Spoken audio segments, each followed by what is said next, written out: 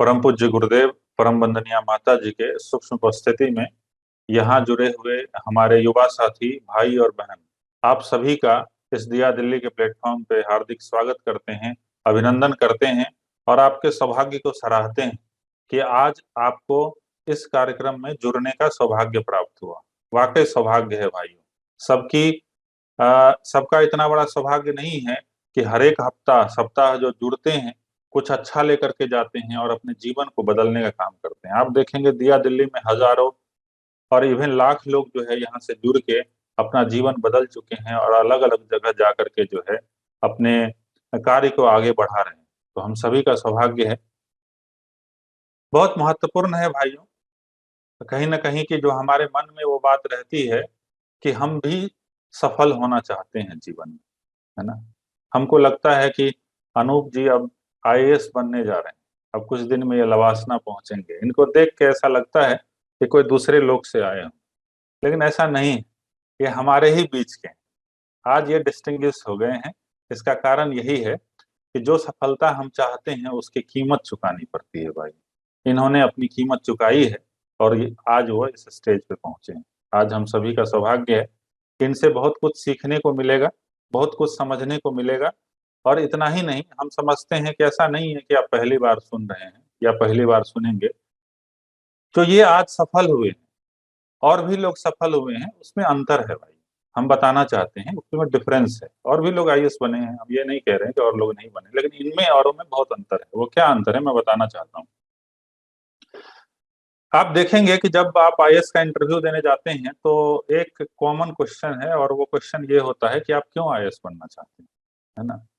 और बहुत सारे लोग प्रिपेयर करके जाते हैं कि हम समाज सेवा करना चाहते हैं, हम इस क्षेत्र में काम करना चाहते हैं, हम एजुकेशन में काम करना चाहते हैं, हम स्वास्थ्य में काम करना चाहते हैं, हम गरीबी पे काम करना चाहते हैं। सब अपने अपने तरीके से प्रेजेंट करते हैं चीजों को। लेकिन बहुत बिरले ही ऐसे होते हैं जिसको रियल में अंदर से पीड़ा होता है, रियल में अंदर से दर्द होता है कि नहीं, वाकई हमको समाज को बदलना है, वाकई हमको वो काम करना है जो वो कहते हैं ना कि एक बूढ़ी दादी जो है डीएम के ऑफिस का चक्कर 6 महीने से लगा रहा है और जब डीएम साहब को पता चलता है वो 6 दिन के अंदर वो काम करवा देता है। तो वो रियल सेवा है, वो रियल दर्द है ना। तो आपका आईएएस बनना सफल होगा। हम आईएएस बन जाएंगे, एक संवेदनशील आईएएस नहीं बनेंगे, एक ईमानदार आईएएस नहीं बनेंगे, हमारे पास वो इंटीग्रिटी नहीं होगी, तो फिर हम भी उसी ढर्रे के पार्ट हो जाएंगे। ठीक है। तो मैं बताना चाह रहा था भाइयों कि उनमें और इनमें अंतर है। मुझे याद है कि सभी को आह्वान किया जाता है, जो भी प्रतिभावान छात्र होते हैं उनको आह्वान किया जाता है कि आप आइए, आप दिया दिल्ली से जुड़िए और जुड़िए ही नहीं, आप अपना योगदान दीजिए सेवा के क्षेत्र में। आपसे आपके पास जो भगवान ने आपको दिया है उसका योगदान जो है वो होना चाहिए। और अनूप जी ने वो उदाहरण प्रस्तुत किए हैं। अब देखेंगे भाइयों, ये दिया दिल्ली के मेंटर रहे हैं। ये हमेशा जो है इनको एक इंटरेस्ट रहा है कि नहीं, हम जाएं, झुग्गीज में जाएं, वहाँ के समस्याओं को समझे, उनका क्या समाधान कर सकते हैं, उनको हम क्या गाइड कर सकते हैं। एज ए मेंटर की तरह इन्होंने काम किया है ना। तो ये इन्होंने उदाहरण प्रस्तुत किया है कि ऐसा नहीं है कि हम उसमें से आते हैं कि सिर्फ हम प्रिपेयर करके प्रेजेंट करने वाले व्यक्ति नहीं है। हमारे अंदर में रियल पीड़ा है, रियल वो दर्द है और आपको दिखाई देगा। हम पूरे विश्वास के साथ कहते हैं कि जब आप अनूप जी आईएएस बन जाएंगे, डीएम बन जाएंगे, तो आप देखेंगे कि कुछ न कुछ अलग आपको दिखाई देगा। तो सीखने की चीज यही है भाइयों कि इम्पोर्टेंट ये नहीं है कि आज हम आईएएस बन जाए, इम्पोर्टेंट ये है कि हम एक अच्छा इंसान बन जाए। वो बहुत महत्वपूर्ण है। अगर आप एक अच्छा इंसान बन जाते हैं तो आप अलग हो जाते हैं। और ये घाटे का सौदा नहीं है। बहुत आदमी सोचते हैं कि नहीं साहब, हम ईमानदार आईएएस अधिकारी बन जाएंगे तो घाटे का सौदा, बिल्कुल घाटे का सौदा नहीं है। आप देखेंगे कि ऐसे भी बिरले लोग हुए हैं जो 21 साल की उम्र में आईएएस बन गए, Limca book of world record में उन्होंने दर्ज किया। और आज उनकी सिचुएशन देखिए। हम बात कर रहे हैं झारखंड के आईएएस ऑफिसर। कैसे आईएएस बनने की जरूरत नहीं है, आपने इतना मेहनत किया, इतना परिश्रम किया, आप उस स्थान पे पहुंचे और पहुंचने के बाद आज जो आपकी दुर्गति हो रही है, ये सत्य है भाइयों। ये प्रकृति का सूत्र है कि आप गलत करेंगे तो उसका रेपरकेशन मिलना ही मिलना है। एक परम पूज्य गुरुदेव ने एक साहित्य लिखा है, गहना कर्मणोगति। कर्म की गति बहुत ही गहन होती है। आप जो भी आज कर रहे हैं उसका रेपरकेशन मिलना ही मिलना है, इसको कोई काट नहीं सकता है। आज लीजिए, कर लीजिए, 10 साल बाद लीजिए, 20 साल बाद लीजिए, लेकिन सूद समेत जो है आपको लौटाना पड़ेगा, है ना। तो हम सभी का सौभाग्य है, हम ज्यादा बात नहीं करेंगे आपसे, तो हम हर एक सैटरडे बात करते रहते हैं, आपसे कभी और बात करेंगे डिटेल में। आज हमारा भी सौभाग्य है कि अनूप जी को सुनने का हमको सौभाग्य प्राप्त होगा। हम ज्यादा समय नहीं लेते हुए अनूप जी को हम आमंत्रित करते हैं, और हम ये आशा करते हैं कि अनूप जी हम सभी भाइयों का मार्गदर्शन करेंगे। इतना ही नहीं कि हम क्या सब्जेक्ट पढ़ाई कर रहे हैं, क्या कर रहे हैं, हम ये भी समझना चाहेंगे, हमारे सारे भाई एक्साइटेड हैं कि कैसे आपका जीवन क्रम रहा, कैसे आपका संघर्ष का जर्नी रहा, कैसे आप यहाँ तक पहुंच पाए, और क्या हम भी कर सकते हैं क्या। तो इसी के साथ हम अनूप जी को आमंत्रित करते हैं, और हम आग्रह करते हैं कि हम सभी भाइयों के बहनों को आप मार्गदर्शन करें। अनूप। सभी पार्टिसिपेंट्स को गुड मॉर्निंग एंड तहे दिल से शुक्रिया अदा दिया फाउंडेशन को, और खास करके मनीष जी को जिन्होंने इतना अच्छा इंट्रोडक्शन दिया। मेरा नाम, ऐसे सर ने ऑलरेडी कहा, कि अनूप गर्ग है and I have secured all India rank 269 this years CSC examination, और ये मेरी 5वीं अटेम्प्ट थी और चौथी इंटरव्यू। मेरा ऑप्शनल सब्जेक्ट यूपीएससी में पब्लिक एडमिनिस्ट्रेशन रहा है, जिसमें मैंने मास्टर्स भी की है। 12th स्टैंडर्ड के आई थिंक फेयरवेल स्पीच था, जब मैंने 12th स्टैंडर्ड में अपने फेयरवेल स्पीच दे रहा था, और उसमें मैंने एक कोट के साथ शुरुआत की थी। ये कोट ऐसा था कि how many roads must a man walk before they call him a man. I repeat, how many roads must a man walk before they call him a man. For us is just one, the one down to the main gate. उस समय पता नहीं था कि वो road cross करने में मुझे और 10 साल लग जाएगी, बट सच इज लाइफ। वो हमें रिपीटेडली सरप्राइजेस देते रहती है, and I think as human beings हमें वो सरप्राइजेस को लेने के लिए रेडी होना चाहिए। आप लोगों ने, एक बहुत कॉमन सी स्टोरी है जो आप काफी लोगों ने सुनी होगी, कि द रेस बिटवीन खरगोश और टोटोइस, कि एक रेस होता है जिसमें हम देखते हैं कि एंड में रैबिट, जो कि बहुत ही ज्यादा, बहुत उनका जो स्पीड है बहुत ज्यादा होता है, उसके परंतु तब भी वो वहां हार जाते हैं वो रेस। एंड एंड में जाके उनको दिखता है कि वो, बिकॉज वो ओवर कॉन्फिडेंट रहते हैं, तो टोटोइस आराम से अपना आता है और वो रेस जीत जाता है। और मॉरल ऑफ द स्टोरी ये रहता है कि slow and steady wins the race. परंतु ये स्टोरी यहाँ एंड नहीं होता है। आई थिंक सेकेंड स्टोरी ये आती है कि उसके बाद जो है रैबिट अपना मिस्टेक रियलाइज कर लेता है, और एक बार और रेस होती है, और अब वो नहीं रुकते, और वो जीत जाते हैं वो रेस। तो इससे हमें ये भी पता चलता है कि केवल एक स्लो एंड स्टेडी ही नहीं है जो प्रोसेस है जिससे आप सक्सेस पा सकते हो। जो बंदा फास्ट, कंसिस्टेंट, डिसिप्लिन रहा है, वो भी जीत सकता है। आई थिंक इस बार यूपीएससी में एक ऐसे भी आया था फिलोसफिकल में, कि there are better practices to best practices. ये एग्जाम्पल उस चीज को पूरा कंप्लीट करता है। स्टोरी फिर कंटिन्यू होती है, और उसका थर्ड पार्ट ये होता है कि नाउ टोटोइस रियलाइजेस कि टोटोइस को तो जीतना ही है, we all are competing to win, और टू जो हमारा एम है उसको पाए। तो वो ट्रैक चेंज कर देता है, और वो ट्रैक चेंज करके ये आता है कि पहले केवल लैंड थी, अब लैंड एंड वाटर दोनों हो जाते हैं। तो जो कि लैंड का कंपोनेंट है उसमें तो चलो रैबिट जीत जाता है, आगे तक आ जाता है, but he can not swim. तो टोर्टोइस फिर अचानक धीरे धीरे आता है और अपना फिर स्विमिंग करता है, and he wins the race. तो इससे हम क्या सीख रहे हैं कि an individual needs to identify his own strength. आपको खुद की स्ट्रेंथ को ढूंढना पड़ेगा और वहां पे काम करना पड़ेगा। हम सबकी अपनी एक स्ट्रेंथ है, हम सबका अपना एक एप्टीट्यूड है, इंटरेस्ट है। आई थिंक वो पाना जरूरी है, rather देन फॉलोइंग की क्या सेट पैटर्न है। और ये यूपीएससी या फिर कोई भी एग्जामिनेशन या पूरे लाइफ के आपके मतलब कहीं भी और में ये बहुत काम आएगी, कि आपको अपना स्ट्रेंथ आइडेंटिफाई करना है और उस क्षेत्र में काम करना है, और वो कुछ भी हो सकता है। And finally I think the story ends here, कि अब दोनों को रियलाइज होता है कि वो जो रेस कर रहे हैं वो फ्यूटाइल है। Ultimately team work is very important. तो वो क्या करते हैं कि पहला जो लैंड का कंपोनेंट रहता है जिसमें रैबिट ज्यादा अच्छा है, वो टोटोइस को अपने कंधे में लेके दौड़ता है। और फिर जब पानी आती है तो टोटोइस रैबिट को लेके दौड़ता है साथ में, और दोनों ने वो रेस रिकॉर्ड टाइम में कंप्लीट कर दिया।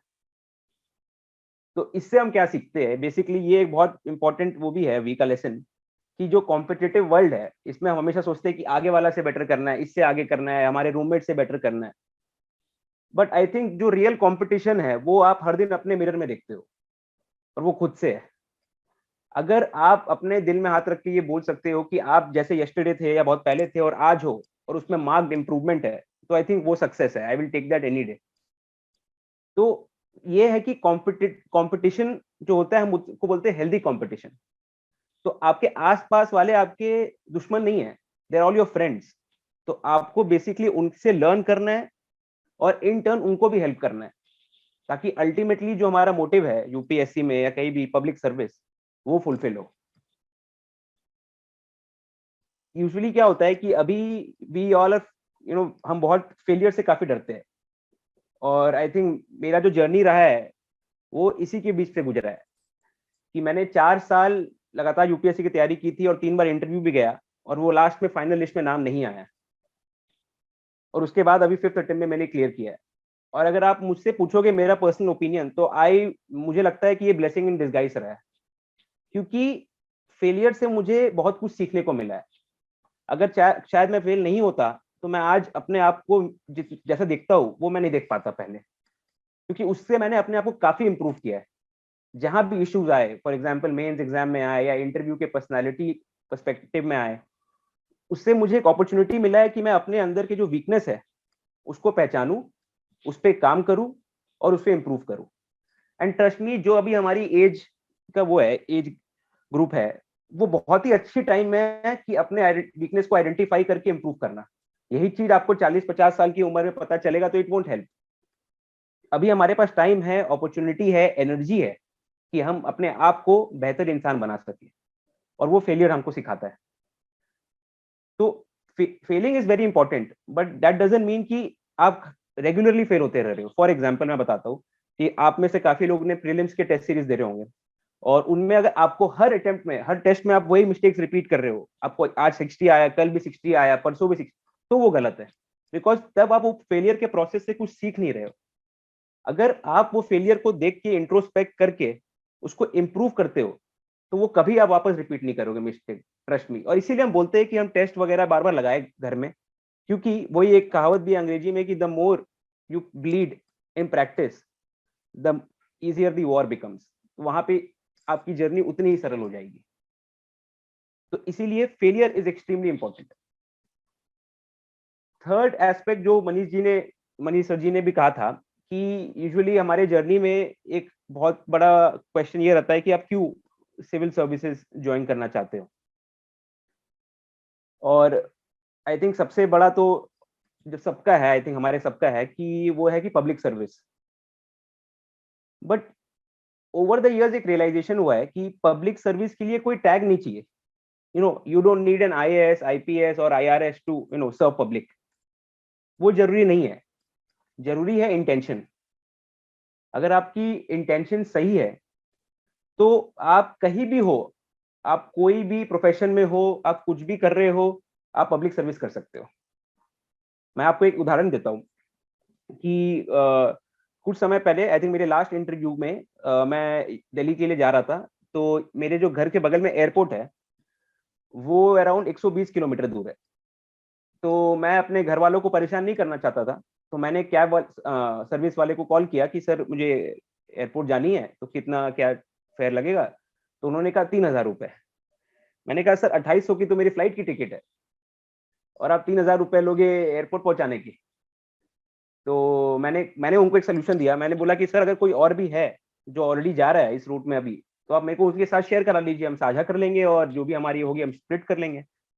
तो उन्होंने कहा कि नहीं सर, कल था और कल है, आज कोई नहीं है सर। तो अब कुछ ऑप्शन नहीं था, तो मैं अपने भाई के साथ गया, और जब मैं भाई के साथ जा भी रहा था उस वे में, तो मैंने देखा कि काफी सारी गाड़ियां जो थी, 4 व्हीलर्स, उसमें एक या दो ही लोग थे, वो आधे से ज्यादा एम्प्टी थी। वो 120 किलोमीटर का जो डिस्टेंस है, और आधे आधे गाड़ियां तो वापस किसी को छोड़ के खाली भी आ रही थी। तो हमने क्या किया कि हमने एक प्लान बनाया, हमने व्हाट्सएप ग्रुप बना दिया एक, जिसका नाम हमने सवारी रखा। उसमें बेसिकली हमारा मोटिव ये था कि हम जो भी लोग वहां जा रहे हैं एयरपोर्ट, वो अपना शेड्यूल वहां पे शेयर कर दे, ताकि कोई और भी जो सेम रूट में जा रहा है वो मिल जाए आपको, और आप अपने प्राइवेट व्हीकल को पूल कर ले, या तो आप कोई कैब वाले को कॉल कर ले और एक साथ चले जाए। अब मानोगे नहीं, तब 3,000 रुपए थे, अब अगर आपको यहाँ से झारसुगुड़ा जाना है तो उसका कॉस्ट अराउंड 700 to 1000 रुपीज हो गया पर आदमी का।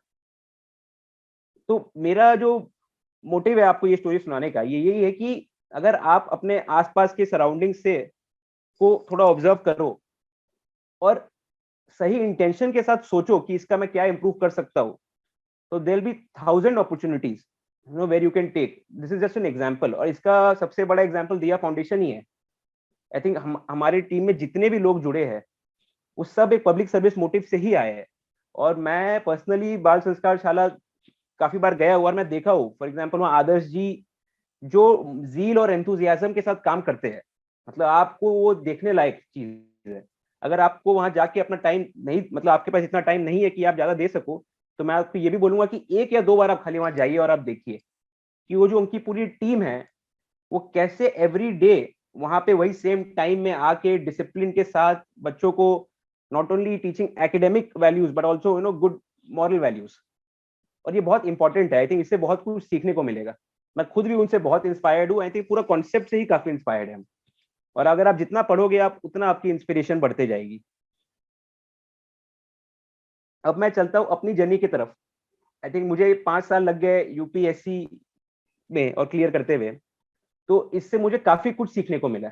आई थिंक मैं आपके साथ शेयर करता हूँ, जिससे एटलीस्ट 5 नहीं तो आपसे जितने भी कम समय में आप कर सको उतना अच्छा, because then you'll get more time to serve people. तो सबसे पहला तो एक जो मेरा लर्निंग रहा है ये रहा है कि एग्जाम, कोई भी एग्जाम आप दे रहे हो, एग्जाम देने से पहले एग्जामिनेशन प्रोसेस को देखो। जैसे अगर बहुत लोग कोई भी आप क्रिकेट में रुचि रखते हो तो आप ये देखते हो कि मैच के पहले दोनों कैप्टन आते हैं और पिच को इंस्पेक्ट करते हैं अंपायर्स के साथ, वेदर कंडीशंस को देखते हैं, ग्राउंड साइज को देखते हैं, और उस बेसिस में वो अपने टीम सेलेक्ट करते हैं। वही चीज एक और भी हो गया कि आप देखना कि इंडियन टीम पहले डोमेस्टिकली तो बहुत अच्छा परफॉर्म करती थी, पर वो सेम टीम जब बाहर जाएगी तो इंटरनेशनली अच्छा नहीं कर पाती थी। तो इसका मतलब ये है कि आपका जो स्ट्रैटेजी है, जो आप स्कूल से कॉलेज से फॉलो करते आ रहे हो, शायद वो सही हो या ना हो, तो आपको उसको अपने आप को वो आप स्ट्रैटेजी को एग्जाम के डिमांड के हिसाब से अट्यून करना पड़ेगा। तो उसके लिए पहले आपको एग्जामिनेशन प्रोसेस पढ़ना पड़ेगा। और वो आप कैसे पढ़ सकते हो? वो आप पहले सिलेबस देखो, हर एक तीनों फेसेस के प्रीवियस ईयर क्वेश्चंस देखो, और उसके बाद डिसाइड करो कि आप जो पढ़ते हो या आप जिस जैसे पढ़ते हो क्या वो इस क्राइटेरिया को मीट कर रहा है, और नहीं कर रहा है तो आप उसके हिसाब से अपने आप को बदलो। मैं बोलता हूँ कि मतलब sometimes I become little strict here when I से दिस, कि बहुत लोग, जैसे मैं खुद भी बहुत बार प्रिपरेशन कर रहा था और नहीं क्लियर हो रहा था, तो वी स्टार्ट ब्लेमिंग अदर्स या we start blaming the examination process itself कि भाई यूपीएससी ही ऐसा है, एग्जाम ही ऐसा है कि क्लियर नहीं हो पा रहा है, बहुत ही किस्मत ओरिएंटेड है। पर ऐसा नहीं है। यस, थोड़ा लक फैक्टर है, बट वो लक फैक्टर आपका हार्ड वर्क के बाद वाला कंपोनेंट है। आप सोचोगे कि यहाँ लक है उसके बाद हार्ड वर्क है, तो ये रॉन्ग है। जैसे हम जब प्रिपेयर करते थे तो एक हमारे सर बहुत बोलते थे कि यूपीएससी का ऐसा एग्जाम है कि आप अगर नहीं मेहनत करोगे तो एग्जामिनेशन डेफिनेटली क्लियर नहीं होगा, पर अगर आप मेहनत करोगे तो इसका मतलब ये भी श्योर नहीं है कि आपका क्लियर होगा, पर आपको बहुत कुछ सीखने को मिलेगा। और वही ये एग्जामिनेशन का पैटर्न ही इतना ब्यूटीफुली डिजाइन है मेटिकुलसली, कि आप एक, मतलब ये मेरा पर्सनल ओपिनियन है कि ये एग्जामिनेशन को जो सिलेबस है वो पढ़ने के बाद everybody is a winner irrespective of the result. और ये आपको बाद में फ्यूचर में आई एम श्योर पता चल जाएगा, क्योंकि ये एग्जामिनेशन प्रोसेस ही ऐसा है। तो एक तो यही कि सबसे पहले आप एग्जामिनेशन प्रोसेस को पढ़ो। तो एग्जामिनेशन प्रोसेस के लिए जो मैंने कहा, सिलेबस हो गया, प्रीवियस ईयर क्वेश्चंस हो गए, कुछ टॉपर्स के वो देख लो आप, जो वीडियोस है कि वो कैसे प्रिपरेशन किए, कैसे चालू किए, that would really help you. Second component ये है कि अपने आप के सराउंडिंग को आपको देखना है, कि surround yourself with people who are more motivated than you. Usually बोलते हैं ना कि अगर if you are smartest in the room then you are in the wrong room, क्योंकि आपको कुछ सीखने को नहीं मिल रहा है उनसे, आसपास वालों से। तो आपके आसपास इर्द गिर्द ऐसे लोग होने चाहिए जो कि बहुत ही ज्यादा मोटिवेटेड है और कमिटेड डिटर्मिन्ड है। उनसे क्या होगा कि आप खुद भी सीखोगे और आप उनको भी सिखाओगे। क्योंकि जैसे मैं बताता हूँ, कि मेरे जो रूममेट है वो जैसे लास्ट 2 साल से जो है उनको मैं उनके बारे में बताऊंगा, क्योंकि बहुत ही ज्यादा मुझे हेल्प किए। और अनफॉर्चुनेटली उनका इस बार इंटरव्यू नहीं हुआ, बट क्योंकि क्या होता है कि वो कहीं से आके कुछ पढ़ के आ रहे हैं। फॉर एग्जाम्पल कोई नया स्ट्रैटेजी देखे, कोई नया टॉपर के नोट्स देख लिए, और वही चीज आप भी कहीं और देख रहे हो, और जब आप शाम को या मील करते वक्त डिस्कस करते हो, तो उससे क्या होता है कि वो रब ऑन इफेक्ट हो जाता है। उनका चीज आपके पास आ जा रहा है, आपके पास उनका आ जा रहा है। You have lot of opportunities to discuss things, चाहे वो एथिक्स के केस स्टडीज हो, या चाहे वो कोई क्वेश्चन, मतलब कुछ क्वेश्चन हो जो आपको समझ में नहीं आ रहा है, या न्यूज़पेपर में कोई आर्टिकल आ गया हो, तो वो चीज ऑटोमेटिकली उस समय डिस्कशन में ठीक हो जाएगी। वही चीज की फॉर एग्जांपल कि भाई ये मैम है, इनका एथिक्स का ये जो लास्ट ईयर के नोट्स है बहुत अच्छे हैं, या इनका जो अप्रोच है आंसर राइटिंग का ये बहुत बढ़िया है, या फिर इंटरव्यू में आप कुछ पढ़ सकते हो कि इन्होंने ऐसा कुछ किया कि वो बहुत अच्छे मतलब उनका जो पूरा 30 मिनट है बहुत अच्छा प्रोडक्टिवली यूटिलाइज हो गया। तो ये सब ऑल्दो ठीक है, आपको खुद भी पता चल सकता है, बट अगर आपको किसी और के मिस्टेक से लर्न करने को पता मिल रहा है, you can cut down that time. तो इसका मेरा मोटिव यही है कि आप अपने ट्राई करो कि अपने आसपास जो भी रहे वो ऐसे रहे, पहले तो बहुत पॉजिटिव रहे, क्योंकि नेगेटिव चाहिए ही नहीं। ऑलरेडी बहुत नेगेटिविटी है हमारे आसपास, तो आपको ऐसे लोगों से मिलनी है, ऐसे लोगों से इंटरेक्ट करनी है जो कि बहुत पॉजिटिव रहे। और दूसरा कि वो बहुत ही अपने जो भी वो प्रोफेशन में हो या जो भी वो ट्राई कर रहे हैं, वो बहुत ही ज्यादा कमिटेड रहे और डिसिप्लिन रहे, और उससे आपको 100% हेल्प मिलेगा। तीसरा चीज जो है वो है ये टाइम टेबल। अब देखना बहुत लोग ये होते हैं कि पढ़ना चालू कर देते हैं, but there is no time table. तो उसके वजह से क्या होता है ना कि यूपीएससी में पढ़ाई is very important, but more than पढ़ाई कंसिस्टेंसी इज इंपॉर्टेंट, कि आप वही चीज हर दिन दे पा रहे हो कि नहीं पा रहे हो। क्योंकि ये 100 मीटर्स या 200 मीटर्स का रेस नहीं है, this is a marathon.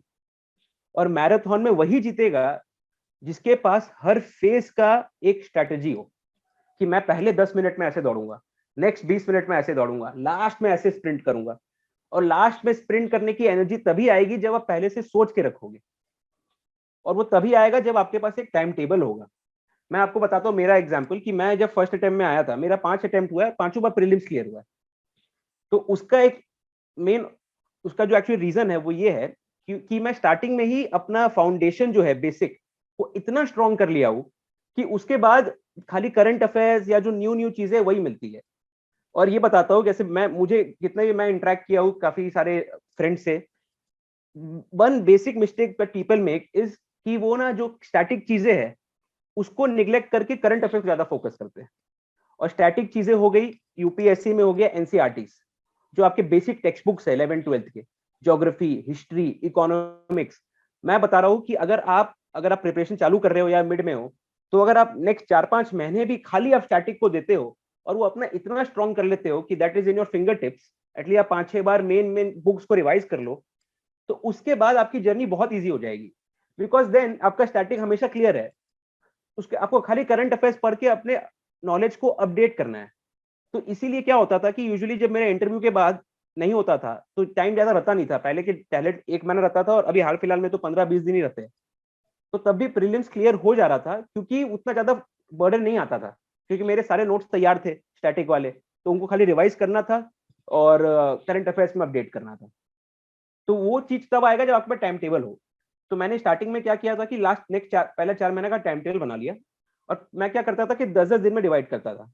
For example 1 से 10 तक मैंने पॉलिटी पढ़ ली लक्ष्मीकांत, 11 से 20 मैंने स्पेक्ट्रम पढ़ ली हिस्ट्री की, मॉडर्न मॉडर्न इंडिया।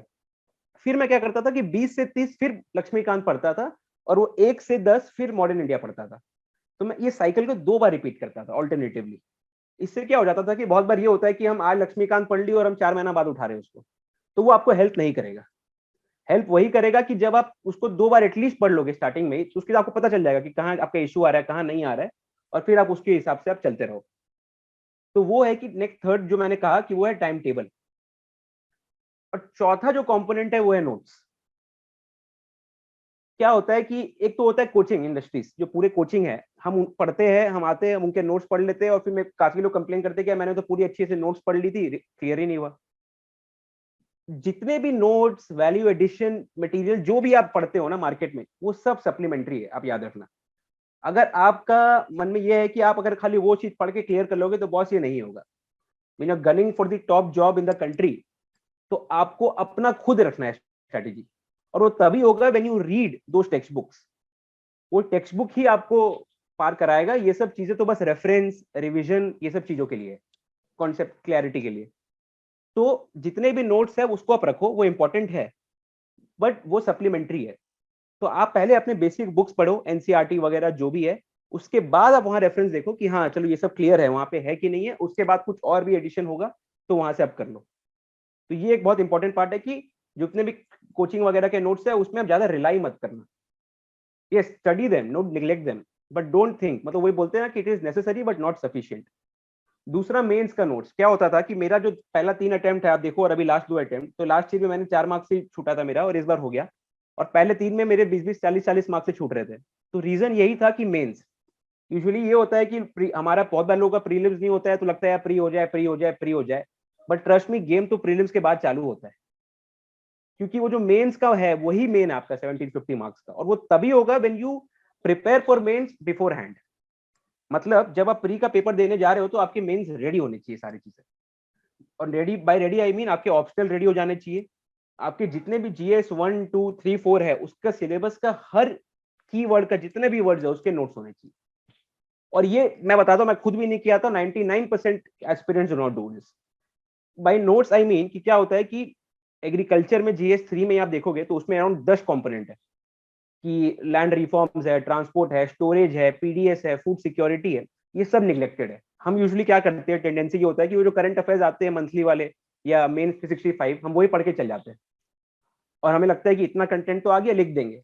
आप लिख तो दोगे, लिख तो आप अभी भी दोगे, if I give you the UPSC paper mains का, आप अभी भी वैसे लिख दोगे।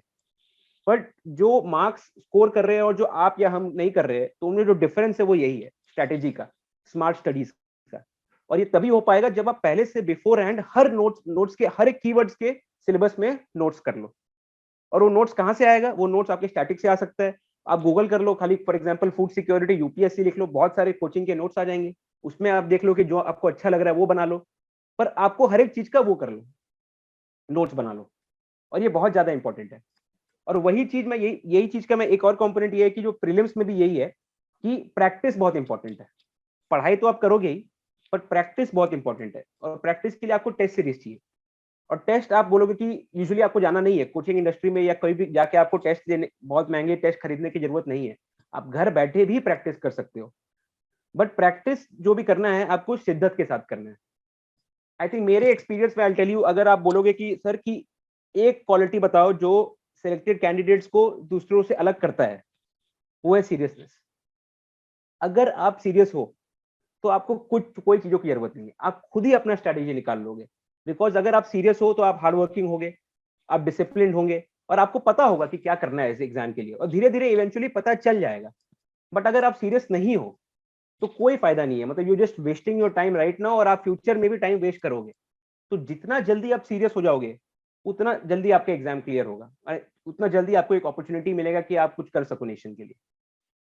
तो becoming serious is very very important. Next component जो आता है वो है डिस्ट्रैक्शन।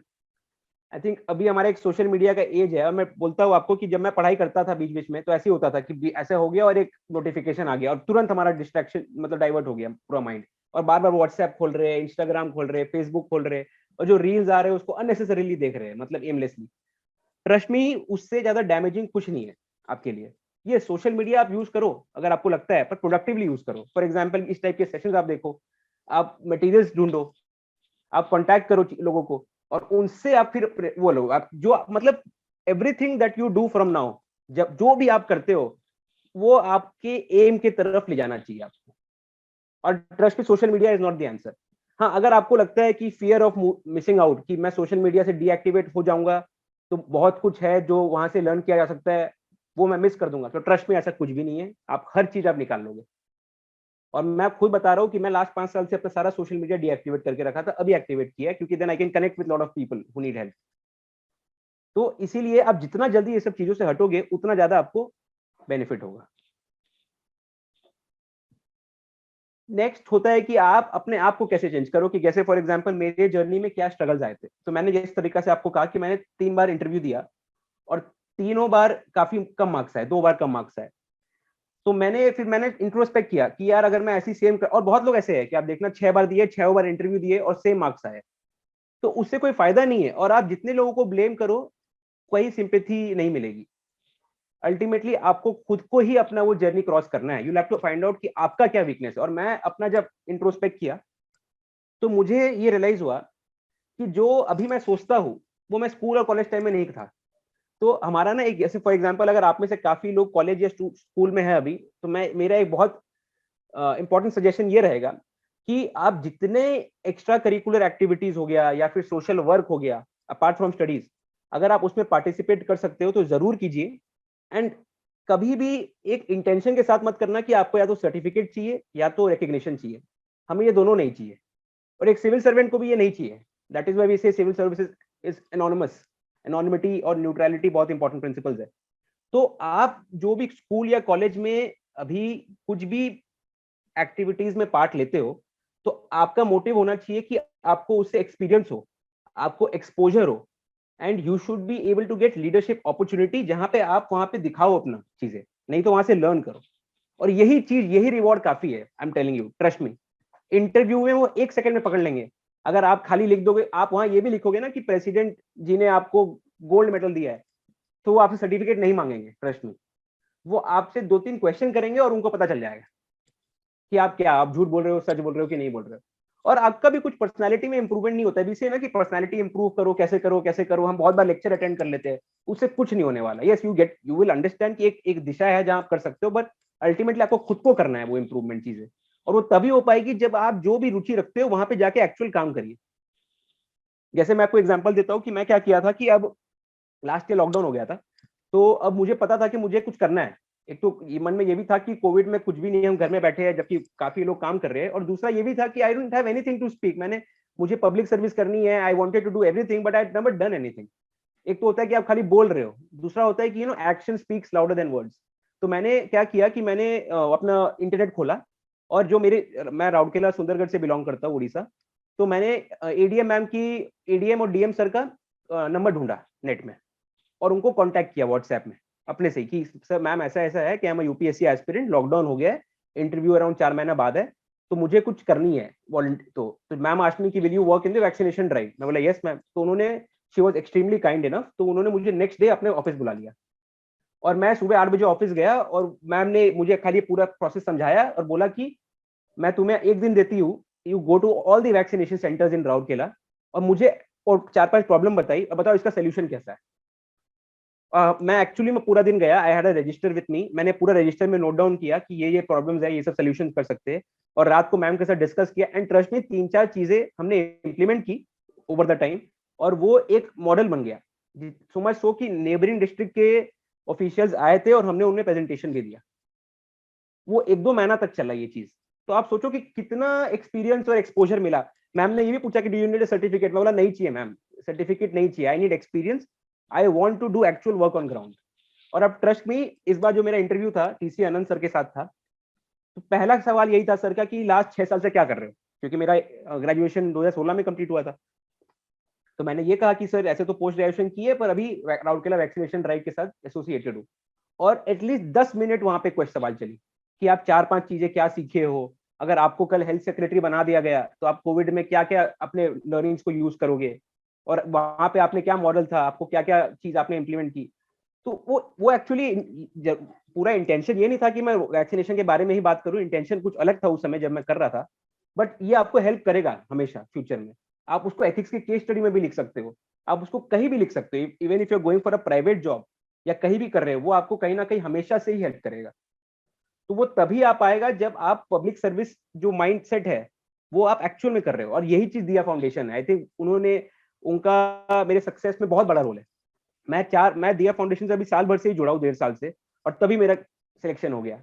इनफैक्ट ट्रस्ट मी, दिया फाउंडेशन का बाद कई इंटरव्यू में कुछ भी नहीं आया था, मतलब एक बार थोड़ा वो पासिंग रेफरेंस में आया, पर ऐसे बिल्कुल एग्जैक्ट पूरा नहीं आया। But then because I was so confident कि मैं एक कर सकता हूँ, जब मैंने वहां पे इतना अच्छा काम किया है, तो I feel good myself कि मैंने ये किया है। मतलब I am aspiring to be a public servant या सिविल सर्वेंट, और मैं पहले से वो ऐसा काम कर रहा हूँ, तो एक अलग ही आपका रिफ्लेक्शन आएगा। और दूसरा, ये जो अपॉर्चुनिटी है वो प्राइसलेस है हर चीज में। फॉर एग्जांपल मेंटरशिप हो गया, बाल संस्कार शाला हो गया, जो 2 चीज में मैं जुड़ा हूँ, पर और भी बहुत सारे जो है, फॉर एग्जांपल एक रेजुविनेशन टूर का कॉन्सेप्ट है, और उसके बारे में जो मैं पढ़ रहा था, इट इज फिनोमिनल कि आप हरिद्वार या ऐसे कई जगह में जाके आप शान से रहते हो, उससे बेहतर कुछ नहीं हो सकता है। तो ये भी एक पब्लिक सर्विस का जरिया है, मतलब there lot of ways which you can serve people. फिर एक बहुत बड़ा सवाल ये आता है कि जब फेलियर हो जाता है तो कैसे मोटिवेटेड रहे। यूजुअली ये होता है, एक बहुत इंपॉर्टेंट क्वेश्चन है।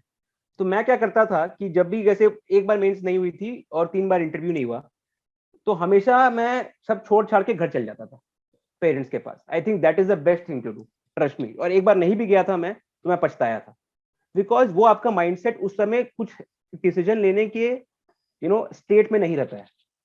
तो बेस्ट चीज यही है कि आप घर जाओ, अपने पेरेंट्स फैमिली मेंबर्स के साथ टाइम स्पेंड करो, क्वालिटी फेस्टिवल को एंजॉय करो, ताकि इवेंचुअली आपको वापस आना है and you will come back stronger. उस समय आपको डिसीजन लेते हो जब आप फेल जस्ट हुए हो, तो वो कभी भी अच्छा नहीं होगा। एंड में आप जाओगे घर, घर में आपको वो एटमॉस्फेयर मिलेगा, तो automatically things will work out. दूसरा ये है कि जब ड्यूरिंग द प्रोसेस भी हम पढ़ते बहुत है, तो पढ़ाई के अलावा भी बहुत कुछ कर सकते हैं। जैसे एक तो जैसे मैंने एग्जांपल दिया ही दिया फाउंडेशन का, या फिर कोई भी एनजीओ वगैरह है जो ज्वाइन कर रहे हो और वहां पे अपना बहुमूल्य टाइम दे रहे हो। दूसरा कि आपका एक हॉबी होना चाहिए। जैसे मेरा हॉबी था कि watching movie on real life stories. तो जैसे कि मैंने कहा था आपको, आप फ्रॉम टुडे जब तक आपका सिलेक्शन होता है और उसके बाद भी आप कुछ भी कर रहे हो, वो आपका एम की तरफ चलना चाहिए। तो even when I used to watch movies, मैं रियल लाइफ मूवीज देखता था। फॉर एग्जांपल बायोपिक देख ली एम एस धोनी जी की, या फिर इनविक्टस हो गया मिस्टर नेल्सन मंडेला का, रियल लाइफ तो चक दे इंडिया हो गया। तो ये सब चीजें क्या है, ये सब एक्चुअल में रियल लाइफ इवेंट्स है। तो इससे मुझे बहुत कुछ सीखने को मिलता है। I get aware, become aware about things happening around me, और एक एंटरटेनमेंट का माध्यम भी होता है। तो ये तो एक एग्जांपल है। आप कुछ भी जो हॉबी कर रहे हो आप करो, और ट्राई करो कि क्या क्या वो आपके प्रिपरेशन में, एम में हेल्प कर सकता है। कर सकता है तो वेल एंड गुड, नहीं भी कर रहा है, if you have an hobby it's fine. But एक हॉबी होना जरूरी है, क्योंकि वो रिलैक्सेशन मोड में आता है। वही चीज एक और है कि फिजिकल एक्सरसाइज बहुत इंपॉर्टेंट है। बोलते हैं ना कि एक्सरसाइज, और if you are taking part in that activity for 1 hour in a day, that's 4% of your day. तो वो एकदम नॉन नेगोशिएबल होना चाहिए। क्योंकि मेरा भी एक माइंडसेट यही था कि मैंने पहले ये सोचता था कि यार ज्यादा एक्सरसाइज करूंगा थक जाऊंगा, तो पढ़ाई होगी नहीं, जो कि बहुत हम में से बहुत कुछ सोचते हैं। फिर मैंने गांधी जी की जब बायोपिक पढ़ रहा था, तो उसमें सेम चीज लिखा था कि वो एक हैबिट का बात है। अगर आप वो हैबिट को कल्टीवेट कर लोगे, तो धीरे धीरे वो ऑटोमेटिकली आपके लाइफ का एक हिस्सा बन जाएगा। और physical exercise, yoga, meditation, these are all priceless things. जैसे सर ने भी आज शुरुआत में, मनीष सर ने भी हमें बहुत अच्छा इंट्रोडक्शन दिया और स्टार्ट किया वो जो एक्सरसाइज किया हमने। एंड ट्रस्ट में एक क्वेश्चन ये भी आता है कि क्या होता है कि जब आप इंटरव्यू में जाते हो, तो ना बहुत एंग्जाइटी होता है, एंक्शियसनेस आती है, और पहला 15-20 सेकंड आपका हार्ट इतना तेज बीट करेगा कि आपको आंसर्स पता है, आपको पता है क्वेश्चन क्या आ रहा है, but you are not able to speak, क्योंकि वो बहुत ज्यादा रहता है। तो उसका एक way to solve that is what sir did, कि आप मेडिटेट कर लो जस्ट पहले जाके। दूसरा ये था कि व्हाट आई डिड, मेरे एक मेंटर ने मुझे सजेस्ट किया था कि अगर आप में से किसी ने हेरा फेरी मूवी देखी है, तो उसमें जो अक्षय कुमार जी का एक स्टैंड रहता है, ऐसे राजा बन के खड़े होते हैं।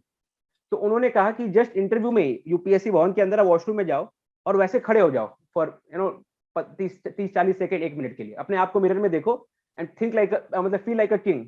Obviously don't think like a king, because फिर इंटरव्यू में आपको दिक्कत हो जाएगा, ये suppose to be humble. But आप अगर जब वैसे रहते हो वो स्टैंड में, पोस्टर में, तो आपको एक अलग से ऊर्जा पैदा होती है आपके अंदर, वो एनर्जी, और वो एनर्जी आपको बहुत ज्यादा मोटिवेट करेगी। And when you go inside you will be extremely confident. एक और वे इसका ये है कि आप अपने आप को मिरर में देखो और पॉजिटिव थिंग्स कहो। फॉर एग्जाम्पल, आप कर सकते हो, आप केपेबल हो, and that you can do every day. Trust में, ये जो बोलते हैं ना कि 2 चीज आपको हर दिन करनी चाहिए। एक दिन आप जब सुबह उठते हो, तो पॉजिटिव थिंग्स बोलो। फॉर एग्जाम्पल, जो आपका एम है, आप सोचो कि आप वो एम फुलफिल कर लिए हो, और यही बोलो कि अनूप, फॉर एग्जाम्पल अनूप ने सिविल सर्विस क्लियर कर लिया, या फिर अनूप ने पब्लिक सर्विस में बहुत हेल्प किया लोगों को। वही चीज आप अपने नाम से बोलो जो आप करना चाहते हो, और सोचो वैसे ही बोलते रहो एवरी डे। 1 मिनट दो और खाली बोलो। और वही चीज सोने से पहले थैंक्स गिविंग, कि रात को आप खाली सोचो कि आपने कितने लोगों को थैंक, मतलब आप कितने लोगों को थैंक कर सकते हो उस दिन में, पूरे दिन में। कि आपने यहाँ आज ये अटेंड किया तो आप थैंकफुल नोट दिया फाउंडेशन को, आपने ये किया तो ये है। तो आप जितने भी लोगों को थैंक यू बोलोगे, आपके अंदर एक ह्यूमिलिटी पैदा होगी, और वो एरोगेंस कम हो जाएगी। और वो बहुत जरूरी है। मतलब पब्लिक सर्विस में एक सबसे इंपॉर्टेंट कंपोनेंट जो बोलते हैं वो है ह्यूमिलिटी। क्योंकि सीधा बात है कि आपके पास इतना रिस्पॉन्सिबिलिटी या पावर रहता है, और अगर आप वो पावर को बहुत अच्छी तरीके से यूज करोगे, उससे बेहतर कुछ नहीं हो सकता है। वरना उसका दूसरा एक कंपोनेंट ये भी है, बोलते हैं कि power corrupts and absolute power corrupts absolutely. तो वो सब चीजों के लिए आपको अभी से एक्सरसाइज करना चाहिए, और वो है कि थैंक्स गिविंग। आप ये सब करोगे तो आप देखना आपकी राइटिंग स्किल्स में, आपके इंटरव्यू में, हर जगह वो रिफ्लेक्ट होगा। तो ये स्मॉल एक्सरसाइजेज जो है, थैंक्स गिविंग हो गया, या फिर सुबह हो गया जो आप अपने आप को अच्छी अच्छी बातें बोल रहे हो, वो सब करो, और वो डेफिनेटली आपको हेल्प करेगा फ्यूचर में। फाइनली आई थिंक एक चीज बहुत इंपॉर्टेंट ये भी है कि राइट वैल्यूज डेवलप करना। तो गांधी जी ने ये भी कहा था कि एजुकेशन सिस्टम जो है हमारा, वो खाली वैल्यूज डेवलप करना चाहिए और सब सोसाइटी देख लेगा। और वही चीज है कि आप know practice what you preach. हम बोलते हैं कि एथिक्स में इंटेग्रिटी बहुत इंपॉर्टेंट है, ऑनेस्टी बहुत इंपॉर्टेंट है, तो बॉस वो अभी से आपको करना है। अगर आप कोई शॉपकीपर के पास गए हो और उन्होंने गलती से आपको ज्यादा पैसा दे दिए, तो देन एंड देयर आपको वापस देना चाहिए। अगर आप नहीं देते हो तो अभी से दो, क्योंकि कभी भी कोई भी चीज लेट नहीं है चालू करने के लिए। और वो जैसे मैं आपको एग्जांपल देता हूँ कि एम विश्वेश्वरैया सर जी का, सर एम विश्वेश्वरैया जो कि बहुत ही बड़े इंजीनियर थे, वो घर में 2 कैंडल रखते थे। तो जब वो ऑफिशियल वर्क घर में कर रहे होते थे, जहां उनका कोई अकाउंटेबिलिटी नहीं था, कोई नहीं देख रहा था, तो वो कैंडल जलाते थे। और जब वो काम हो जाता था, तो वो जब अपना पर्सनल काम करे तो दूसरा कैंडल जलाते थे। तो इसको बोलते हैं इंटेग्रिटी। और वो आप अपने रियल लाइफ में आपके मतलब एन नंबर ऑफ इंस्टेंसेस होंगे जहां आप कर सकते हो शोकेस। और आप वो करते रहो। जितना आप करोगे वो उतना ही आपका पर्सनैलिटी एनहांस करेगा, वैल्यूज इंप्रूव करेगा, and that will make you a better person. तो आप फिर जहां भी जाओ, जो भी करो, वो आपको एक सक्सेस जरूर मिलेगी, क्योंकि वो ऑनेस्टी है आपके अंदर, and everybody will look into that. और वो बहुत बड़ा कंपोनेंट है चीजों का। तो आप वो करते रहो। तो फाइनली यही है कि आपको अपना खुद स्ट्रेटेजी फाइंड करना है, और ट्राई करना है कि जो भी आपके मिस्टेक्स है, you have to improve upon them. तभी तभी चीजें सही हो जाएगी। बिकॉज अगर आप सेम मिस्टेक रिपीट करते रहोगे तो ट्रस्ट में कुछ नहीं फायदा, वो आप वही चीज चलते रहोगे। मेरे मोटिवेशन का सोर्स जो था, फॉर एग्जाम्पल पूरे जर्नी में, एक तो माता पिता का बहुत ही ज्यादा बड़ा रोल था। आई give you an instance also कि इस बार जो मेरा इंटरव्यू था तो वो ठीक ठाक गया था। मैं बाहर आया तो मैं पापा को कॉल किया कि पापा फिर इंटरव्यू शायद खराब हो गया, शायद फिर नहीं हो। तो ही वॉज लाइक डोंट वरी, कोई इशू नहीं है, जो हो गया तो हो गया, now you just start preparing for the next cycle. मतलब that was his level of commitment.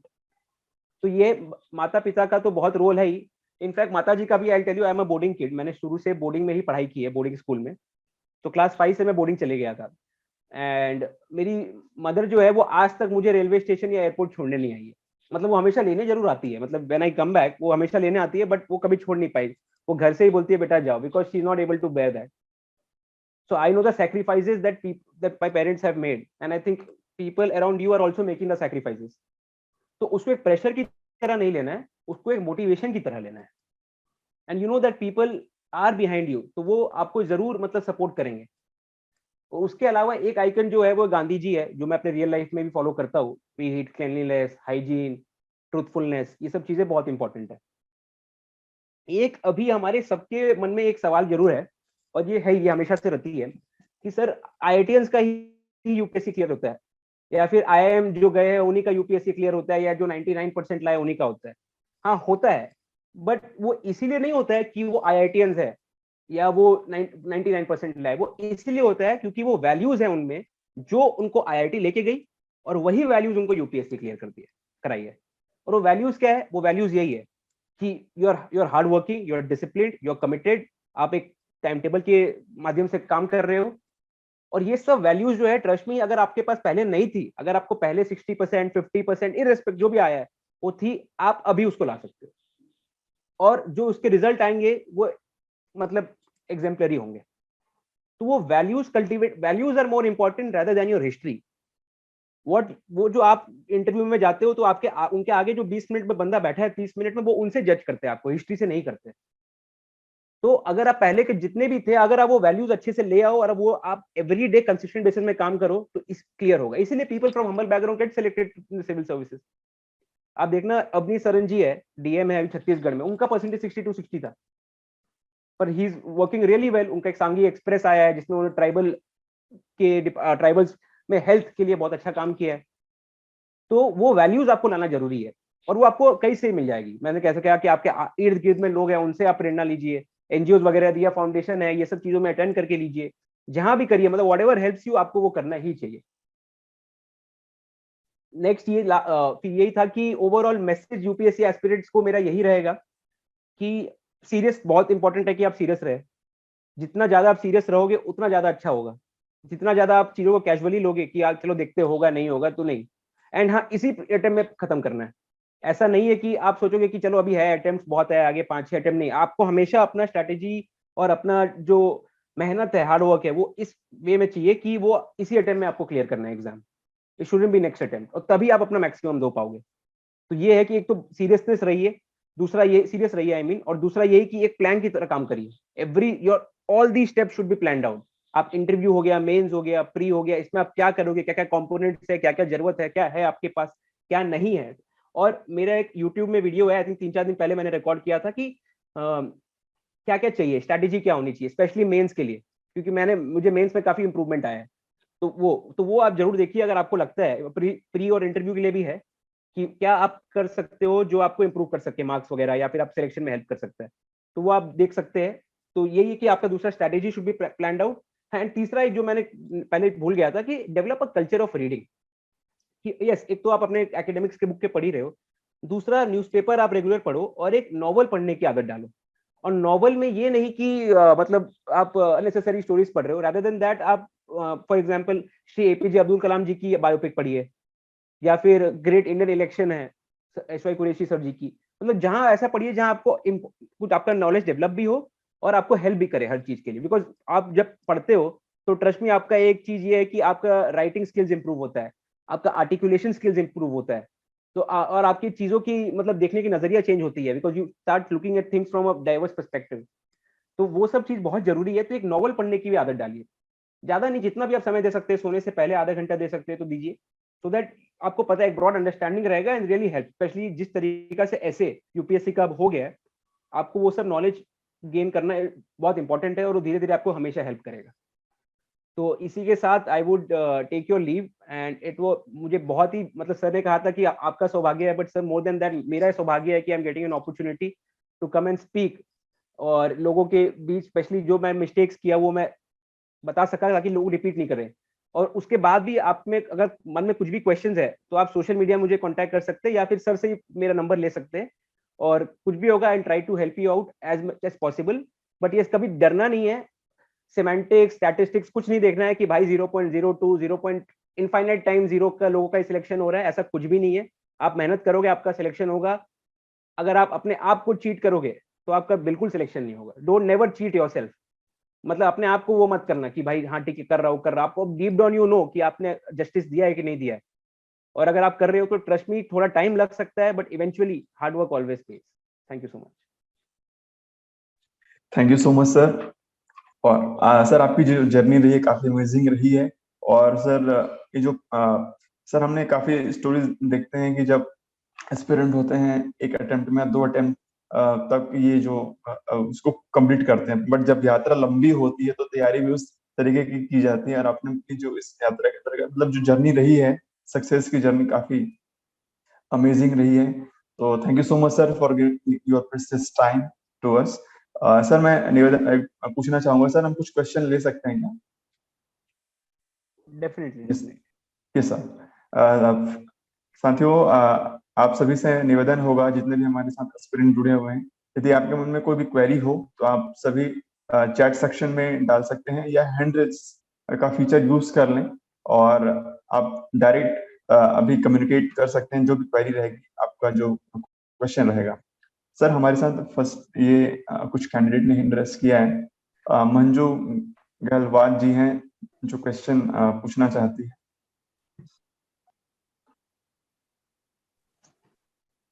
Good morning sir.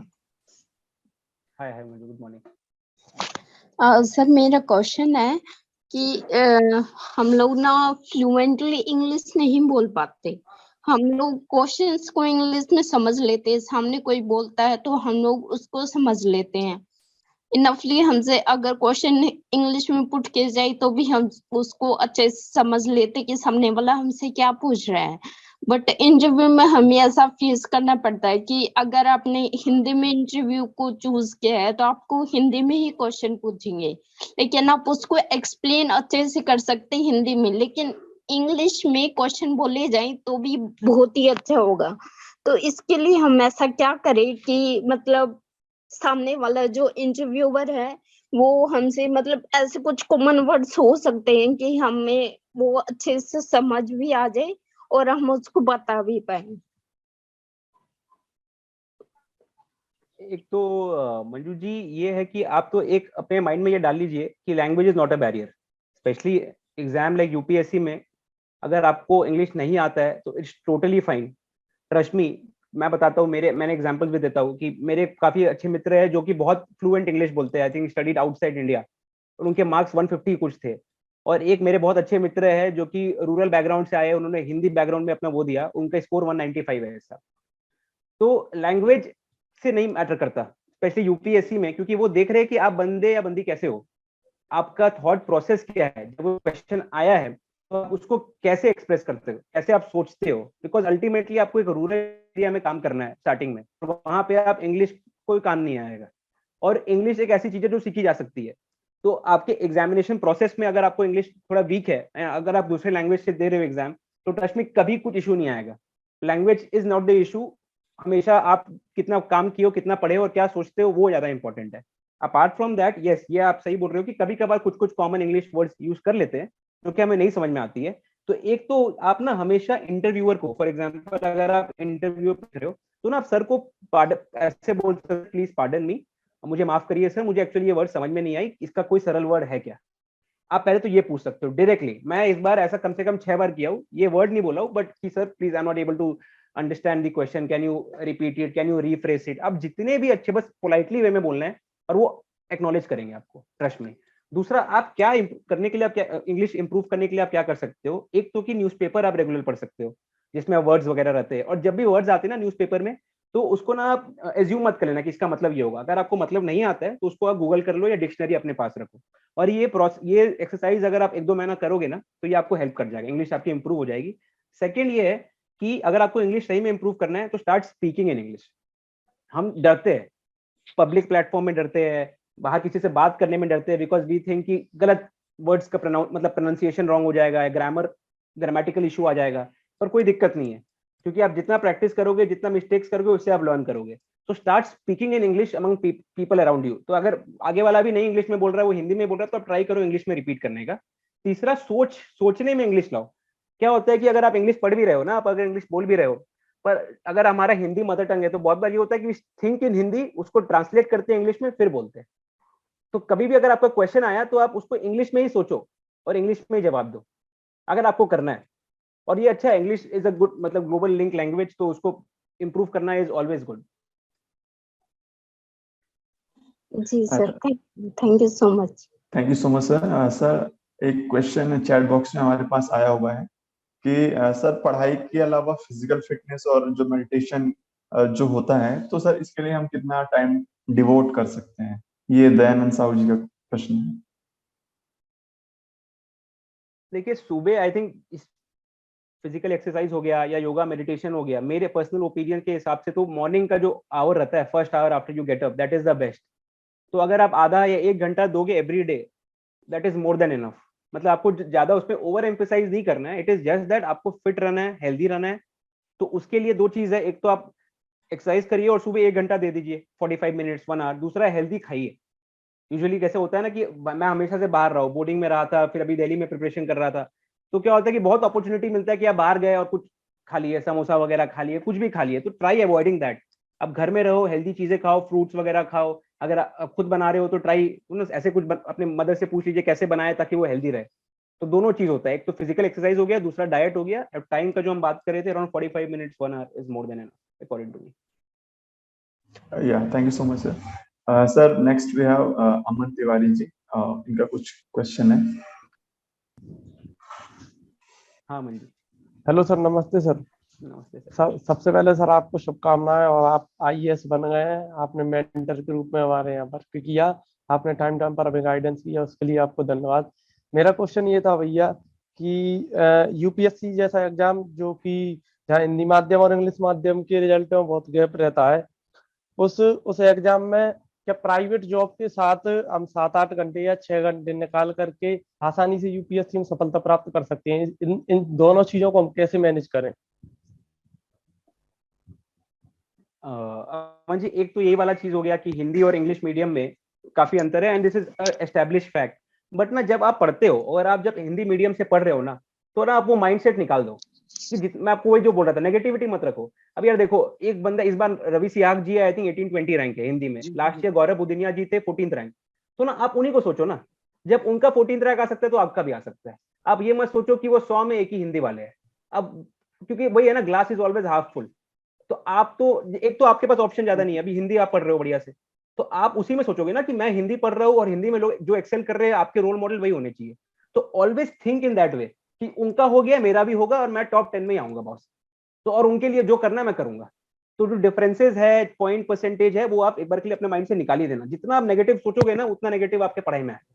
हमेशा पॉजिटिव सोचना है, हर चीज को पॉजिटिव सोचना है, चाहे वो जितना भी डिफिकल्ट हो, चाहे वो जितना भी इम्पॉसिबल लगे, एक ही है। दूसरा एकदम किया जा सकता है, जैसे देखो मैं तो एक्चुअली ये सही नहीं हूँ इस चीज को बोलने के लिए, क्योंकि मैंने ऐसा तैयारी नहीं की थी कि जॉब और पढ़ाई को एक साथ किया करे। फिर भी अगर मेरे से आप पूछा जाए मेरा ओपिनियन, तो यार कर सकते हैं डेफिनेटली। बट तब क्या होता है ना कि क्योंकि तब आपके पास टाइम कम है, तो आपको ना बहुत मेटिकुलसली प्रिपेयर करके करना है। तो आपको स्मार्ट स्टडीज करनी है, और वो तभी हो पाएगा जब आप पहले से एग्जामिनेशन प्रोसेस के बारे में अच्छा से पढ़ लो, उसका रिक्वायरमेंट्स क्या है उसको जानो। क्योंकि क्या होता है कि मैं जब बताता हूँ, जब मैं पढ़ना चालू किया था तो आई स्टार्ट, मैं एक बुक लिया और उसको पढ़ रहा हूँ बढ़िया से, और ऐसे ही मैं 5-6 महीना कर रहा हूँ। वो हेल्प करेगा नो डाउट, पर उसको ज्यादा हेल्प नहीं करेगा ना, क्योंकि आप सब कुछ पढ़ रहे हो जो रिक्वायर्ड है, जो नहीं रिक्वायर्ड है यूपीएससी में। तो उस चीज के लिए जब आपको पहले से पता है कि आपके पास बहुत लिमिटेड टाइम है डिवोट करने के लिए, तो आप पहले उसको बढ़िया से देख लो एग्जामिनेशन प्रोसेस को, कि क्या रिक्वायरमेंट है, क्या पढ़नी चाहिए, क्या नहीं पढ़नी चाहिए, कहाँ से क्वेश्चन आ रहा है, कहाँ से नहीं आ रहा है, और उसके बाद अपना स्ट्रेटेजी बनाओ।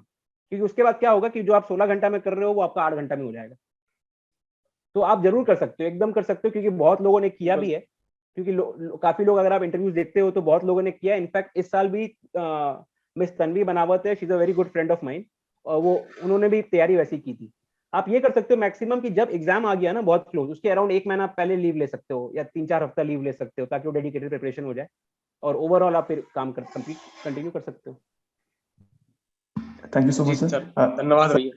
Sir at last we have Shri Vidya ji हमारे साथ हैं, मैम ने हैंड रेस किया है, तो मैं निवेदन करूंगा कि मैम आप क्वेश्चन पूछें। बिल्कुल। अनूप जी, पहले तो आपको बहुत बहुत बहुत बहुत कॉन्ग्रेचुलेशन कि आप यूपीएससी वो किए हैं। मेरा सवाल बिल्कुल डिफरेंट है, क्योंकि मैं मदर हूँ, मेरी बेटी इसकी तैयारी कर रही है। लगभग 4 अटेम्प्ट उसने दिया है, फर्स्ट अटेम्प्ट उसने निकाला भी था, प्री निकाल लिया था, मेंस लिखा।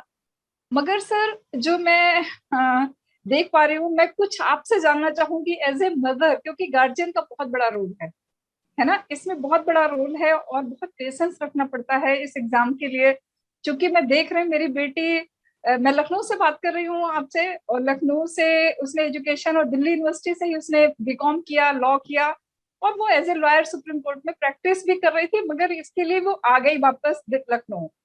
एक ही जो मिस्टेक मुझे दिखाई देती है अभी तक, कि वो जो तैयारी करती है ना, तो उसे कहीं ना कहीं फैमिली का जो, मतलब कहते हैं ना, कुछ चैलेंज होता है, वो उसके ऊपर हावी हो जाता है कभी कभी। जैसे वो सिंगल चाइल्ड है, मेरी 3 मंथ की थी तभी उसके फादर नहीं रहे थे, तो टोटली मैंने ही उसको वो किया। तो उसे कहीं ना कहीं ये लगने लगता है कि मेरी रिस्पॉन्सिबिलिटी, मेरी मदर इतनी एज की हो रही हैं, और मुझे इनकी रिस्पॉन्सिबिलिटी के साथ मैं जो देख पा रही हूँ कि और कोई चीज, एज ए कहते हैं ना, सबसे सच्चा जो अगर कोई टीचर है ना, वो माँ होती है। माँ को हर कदम की जांच होती है कि मेरा बच्चा किस तरीके के। और मैं भी गायत्री मिशन से ही जुड़ी हुई हूँ, तो मुझे बहुत अच्छा लग रहा है कि दिया जो इतने समय से मैं जानती थी, और मैं पहली बार अटेम्प्ट कर पा रही हूँ इस चीज को, क्योंकि मुझे लगता था ये युवाओं के लिए है। मगर मैंने देखा कि ये नहीं, ये तो हम लोगों को भी सीख बहुत कुछ दे रहा है, हमको भी चाहिए। उससे हटके यहाँ कनेक्ट बहुत सारी चीजें हैं। तो मैं आपसे सिर्फ यही चाहूंगी कि एज ए मदर, जैसे अभी वो इस समय दिल्ली है, तभी मैं आपसे बात भी कर पा रही हूँ, खुल के बात तभी कर पा रही हूँ क्योंकि वो दिल्ली गई है। अभी उसका वहां पे सुप्रीम कोर्ट में उसका आई कार्ड पड़ा हुआ था, जो कि अब वो फुली इस साल जो भी रिजल्ट आया उसमें नहीं हुआ उसका। तो कहीं ना कहीं ये मान चुकी है कि अब मुझे जो करना है कुछ करके करना है। जैसे अभी ये अमन जी का सवाल था ना कि क्या मैं जॉब के साथ कर सकता हूँ, तो और मैं वो गई है परसों, कल से मैं खुद बेचैन हूँ बहुत ज्यादा, क्योंकि मैं जानती हूँ कि यूपीएससी उसका ड्रीम है, सोते जागते, और इसलिए नहीं कि उसको वो फेम चाहिए, नहीं, बिल्कुल भी नहीं, क्योंकि हमसे ज्यादा मैं गायत्री मिशन से लगभग 30 सालों से कनेक्ट हूँ, और उसका जन्म ही गायत्री मिशन के थ्रू, मतलब समझ लीजिए उस आंख भी उसने उसी किताबों के उससे खोला, तो पूरा गुरुजी को फॉलो करती है, 100% गुरुजी के विचारों को फॉलो करती है। तो वो यही कह रही मम्मी शायद गुरुदेव ने मेरे लिए कहीं और बनाया हुआ है, और अब मेरे को जो बनाया है, जैसे बहुत सारे आईएएस, उसकी फ्रेंड आईएएस बन चुकी है, जब उससे बात करो तो वो कहेगी कि नहीं, साक्षी दीदी मतलब वहीं रहती थी ना दिल्ली यूनिवर्सिटी में, तो हॉस्टल में ही रहती थी, तो वो उसके साथ ही की उसने पढ़ाया जिस बच्चे को, वो आईएएस बन गई। हिंदी इंग्लिश की प्रॉब्लम थी, हरियाणा की एक लड़की है, उसको इंग्लिश पढ़ाया, वो आईएएस बन गई। और वो कहती है नहीं दीदी आप आईएएस मत आइए, आप जो लॉयर हैं आप लॉयर रहिए, क्योंकि यहाँ आने के बाद आपको पता चलेगा रियल पिक्चर क्या है। तो इन सब चीजों से कई बार वो कहती है कि नहीं, शायद अब इस बार वो मान चुकी है, तो मुझे क्या करना चाहिए, क्योंकि मुझे ये पता है एज ए मदर कि उसके सांस के हर एक उसमें यूपीएससी है, उसके बगैर वो रह नहीं सकती। वो सिर्फ मेरे लिए वो कह रही है कि नहीं मम्मी मैं करूंगी, मगर अभी मैं अच्छे से अपनी प्रैक्टिस स्टार्ट करूंगी, अच्छे से वो करूंगी, जो गड्ढा खुदा हुआ उसको पहले मैं भरूंगी, उसके बाद मैं यूपीएससी करूंगी। तो ऐसे मदर मुझे क्या करना चाहिए? आपकी बातों को सुन के मुझे ये लगा, तभी मैंने सवाल भी किया कि मुझे किसी भी कंडीशन में 1 साल के लिए उसको अपने पास से वापस दिल्ली भेज देना चाहिए, क्योंकि मुझे ये पता है कि जो सराउंडिंग जिस तरीके का माहौल बनेगा, जैसे आपने भी कुछ चीजें बोला ना कि डिस्कशन, अब इनके पास उस तरीके के नहीं है, यहाँ पे कोई फ्रेंड नहीं है जिनसे वो डिस्कशन करें। तो यूट्यूब के थ्रू बहुत सारे कंफ्यूजन है, यहाँ पे सोशल मीडिया पे बहुत सारे कंफ्यूजन है, क्योंकि वो मेरे से ही डिस्कस करती है आके चीजों को, और मेरे पास उतना एक्सपीरियंस है नहीं। मैं सिर्फ प्यार कर सकती हूँ, फैसिलिटी अवेलेबल करा सकती हूँ, बाकी कुछ नहीं है मेरे पास। मैं आपसे जानना चाहूंगी मुझे क्या करना चाहिए ऐसे बच्चे के लिए। First of all ma'am thank you so much for coming here, मतलब आप यहाँ आए तो आई थिंक इससे बड़ा कुछ नहीं है। जैसे हम तो यहाँ सब विद्यार्थी है, कैंडिडेट्स की तरह कर रहे हैं, बट आप एज अ मदर एक स्टेप आगे लेके इतना कुछ सोच रहे हैं, वही बहुत बड़ा चीज है। तो I think from the entire दिया फाउंडेशन फैमिली, आई थिंक हम आपका शुक्रिया अदा करते हैं कि आप एक ऐसा माइंडसेट रख के चल रहे हैं। सेकेंडली मैम, जैसे कि मैंने कहा था कि ये जितना भी कुछ है ना, जितना भी हम सोशल मीडिया में देखते हैं या हमें कोई कुछ बोलता है कि फॉर एग्जांपल आपकी बेटी की फ्रेंड है who is already an IAS ma'am, तो वो कुछ भी बोलती है, इट्स हर पर्सपेक्टिव। हमको ऑब्वियसली ये से अच्छा से ये करना है कि उनका एक पर्सपेक्टिव है तो अप्रिशिएट करना है। बट मैम अगर खुद में यूपीएससी करने की जज्बा है तो मेरे हिसाब से तो आसपास वाले जो बोल रहे हैं वो सबको हमें आई थिंक बंद कर देना चाहिए। तो जितना आप एक तो एज अ मदर आप जितना उनके उनके इर्द गिर्द पॉजिटिविटी फैलाओ, तो वो उससे बढ़िया तो कुछ हो ही नहीं सकता। जैसे मैं एक एस्पिरेंट हूं तो मुझे पता है कि अगर जब मेरी मम्मी एक पॉजिटिव चीज बोलती है तो बहुत अच्छा लगता है। और पॉजिटिव हमेशा ये नहीं कि मैं, एक तो ये है कि चलो अगर आपका नहीं भी हुआ तो कोई दिक्कत नहीं है, this is not the end of the world, पर क्योंकि जब मैम ऑलरेडी प्रिपेयर कर रही है यूपीएससी के लिए, तो आप पॉजिटिव ऐसे वे में बोलो कि कोई दिक्कत नहीं है बेटा, क्योंकि तू, मैं देख रही हूँ कि you are studying really well, you are taking all the boxes, तेरा एग्जाम क्लियर होगा ही होगा। मतलब एकदम एग्जाम के 1 मिनट पहले तक जब वो एंट्री कर रही है वो एग्जाम देने के लिए, आपके बस आप खाली उनको पॉजिटिविटी से सराउंड करो। दूसरा ये मैम कि यस मैंने ये कहा था कि सराउंडिंग बहुत इंपॉर्टेंट है, आसपास की चीजें है, बट मैम इसके लिए दिल्ली जाना जरूरी नहीं है। मतलब ये आप घर में भी वो इन्वायरमेंट रेप्लिकेट कर सकते हो कि आपके साथ रह के भी मैम बहुत अच्छा प्रिपरेशन कर सकते हो, और ऐसे बहुत लोगों ने किया है। पर उसके लिए यही है कि आपको आजकल इतना कुछ मिल गया है, प्लेटफॉर्म्स, ग्रुप्स आ गए हैं। फॉर एग्जांपल मैं आपको बताता हूँ 2-3 जगह मैम, एक इनसाइट आईएएस है, एक आईएएस बाबा है। ये सब क्या है कि ये सब के ऑनलाइन प्लेटफॉर्म्स है जिसमें हर दिन स्टूडेंट्स एक दूसरे से कम्युनिकेट करते हैं टेस्ट सीरीज वगैरह में। तो वो सब चीज हो सकती है। और मैम ये सब के अलावा भी बिना भी लोगों ने एग्जाम क्लियर किया है, मतलब ऐसा जरूरी नहीं है, मतलब ये एक हेल्पफुल चीज है। पर क्योंकि आप ऑलरेडी अकेले हो, आप बोल रहे हो, तो आप अगर आप वहां दिल्ली में भेजते हो, अगर आपको प्रॉब्लम होती है तो मेरे हिसाब से तो आपको नहीं भेजनी चाहिए मैम, इट्स टोटली फाइन कि आप उनको घर में रख के हेल्प कर रहे हो। और तीसरा यही कि मैम जब मैम ऑलरेडी सुप्रीम कोर्ट में लॉयर है, तो जैसे मैंने अभी कहा था कि क्योंकि उनके पास एक थोड़ा सा एडेड प्रेशर हो जाता है कि उनको बैलेंस करना है चीजें को, तो पहले अगर जैसे आपने कहा कि उन्होंने ऑलरेडी प्रीलिम्स क्लियर किया है, मेंस नहीं किया है, तो थोड़ा सा टाइम एक बार रुक के 1-2 हफ्ता खाली एक बार समझे कि मेरा गलती क्या हुआ, मैं इसमें क्या कर सकती थी कि मेरा और इम्प्रूवमेंट हो जाए, क्या रिक्वायरमेंट है और मैं कहाँ मिस कर रही हूँ, वो जो गैप है उसको फाइंड आउट करना बहुत जरूरी है मैम। तो और मेरा भी यही इशू था, मैं कैसे फाइंड आउट किया मैम, मैंने ना टॉपर्स के वीडियोस देखे बहुत सारे यूट्यूब में, स्पेशली मेंस के, जहां मेरा दिक्कत हो रहा था कि इसको कैसे इंप्रूव करूं। इंटरव्यू में कम मार्क्स है तो मैंने बहुत सारे इंटरव्यू के वैसे वीडियोस देखे जहां लोग बताए कि कैसे वो 140 से 190 गए। वही मेंस में जहां मेरा इशू आ रहा था तो मैं वीडियोस बहुत सारा देखा कि कहाँ यहाँ से यहाँ गया।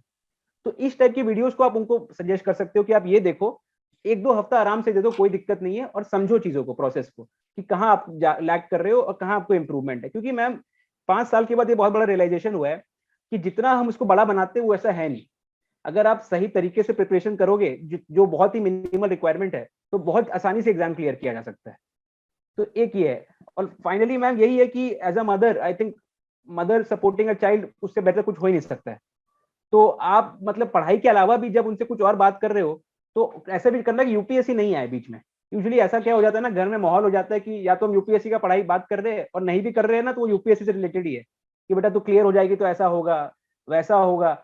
तो ये आप हाँ मैम। यहाँ एक चीज मैं आपसे बोलूंगी कि ये बिल्कुल भी नहीं, क्योंकि हम कहते हैं ना कि अगर कोई इस तरीके का बच्चा घर के अंदर होता है तो पेरेंट्स को भी वैसे ही बन जाना पड़ता है, उसके अकॉर्डिंग कितना वो बात करना चाहता है, किस टॉपिक पे बात करना चाहता है, तो वो सारी चीजें तो हो रही हैं सर।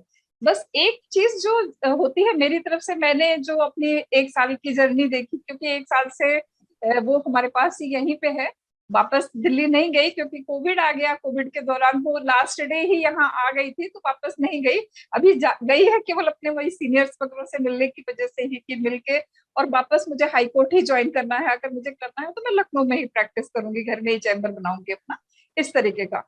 चूंकि मूड बना के वो गई हैं बाकी लोगों से मिलने के लिए, क्योंकि उनके फ्रेंड सर्कल में बहुत सारे जज भी हैं जो दिल्ली में हैं, लॉयर है, तो जाहिर सी बात है उस तरीके का ही बैकग्राउंड है कि अब मुझे कैसे स्टार्ट करना है, माइंड में उन्होंने बिठा लिया है। जबकि मुझे एज ए मदर पता है कि वो यूपीएससी में जीती है मरती है। उस कंडीशन में वो अगर कोई भी काम करेगी तो मुझे नहीं लगता है कि वो परफेक्ट, क्योंकि वो अंदर उसके वो आग रहेगी हमेशा कि मेरा क्लियर नहीं हुआ। और जब मैं कभी बात करती हूँ तो ये भी नहीं कहती कि मैं यूपीएससी करके, मैं आईएएस बन के या कुछ करके मैं मुझे नेम फेम के लिए चाहिए, ऐसा नहीं, क्योंकि सोशल में ज्यादा उसका वो है। जैसे आपने अभी बोला कि पब्लिक उसमें जाना है तो जरूरी नहीं कि यूपीएससी के थ्रू जाइए, बाकी चीजें, तो वो भी यही बात कहती है कि मम्मी बाकी भी तो काम है जो हम करना चाहते हैं कहीं भी कर सकते हैं। इस बार रिजल्ट निकलने के सेकेंड डे, फर्स्ट डे अकेले रही, बिल्कुल नॉर्मल, हमको फील नहीं होने दी कि मेरा नहीं हुआ है। सेकेंड डे रात में 10 बजे करीब मेरे पास आई, मेरा हाथ दोनों पकड़ा, बोली मम्मी आप मेरी आंखों में देख के बताइए कि मैं कोई कुछ ऐसे हूँ। मैंने कहा नहीं बेटा ऐसा तो नहीं लग रहा है, कुछ भी नहीं, तुम बिल्कुल हैप्पी हो।